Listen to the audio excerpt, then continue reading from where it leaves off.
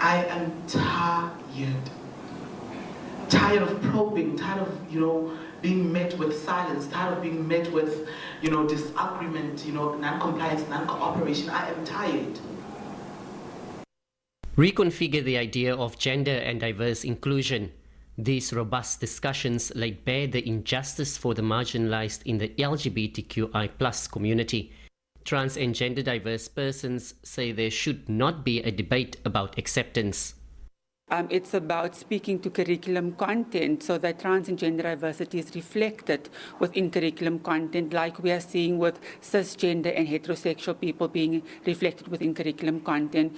It's looking at countering the practices, the transphobic practices that of course leads to the marginalization and trauma instilled on trans and gender diverse persons through misgendering, through the use of incorrect pronouns, and of course through dead naming. The Transgender Day of Remembrance further shed the light on those who were oppressed, stigmatized and suffered violence. They shared their lived realities in higher education institutions. So I've experienced a lot of transphobia, a lot of discrimination, mainly because of the policies that were not put in place, and mainly because of the lack of sensitization, for students and for the great academic staff of the university. The Western Cape Education Department agreed that more needs to be done in the basic education sector for conforming learners being treated equally.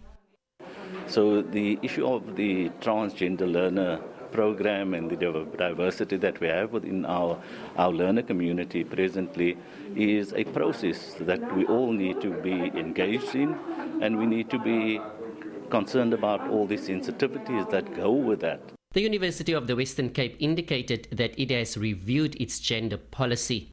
We actually took a step to review our existing policies.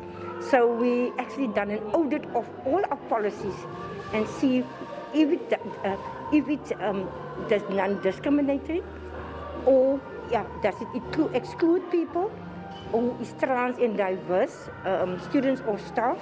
So I think that is a step in the right way. Trans and gender persons agreed they too are not immune to stigmatization on other marginalized groups. Stakeholders say there's a disconnect between the framework of dignity and equality as espoused in the Constitution, saying respecting these rights will serve society better. They say a lack of respect for these rights is dehumanizing and is also their day-to-day reality.